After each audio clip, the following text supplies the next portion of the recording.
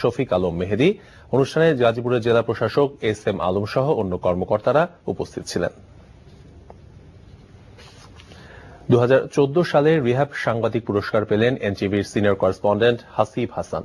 গত বছর real estate এবং হাউজিং নিয়ে রিপোর্ট করায় প্রিন্ট এবং ইলেকট্রনিক মিডিয়ার 19 জন সাংবাদিককে এই পুরস্কার দিল রিহাব।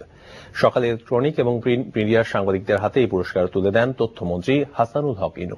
পুরস্কার বিতরণকালে তথ্যমন্ত্রী বলেন, মানুষের মৌলিক অধিকারের অন্যতম হল বাসস্থান, তাই সরকারকে স্বল্প সুদে ফ্ল্যাট কেনার জন্য ঋণের ব্যবস্থা করতে হবে।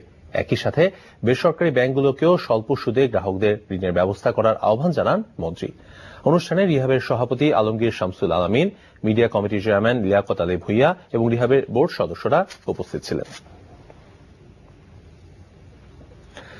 আকাশে মেঘ উকি দিলেই বাজে ছুটির ঘণ্টা, আর সূর্যের প্রখরতায় বাজে বিরতির ঘণ্টা। এভাবেই খোলা আকাশে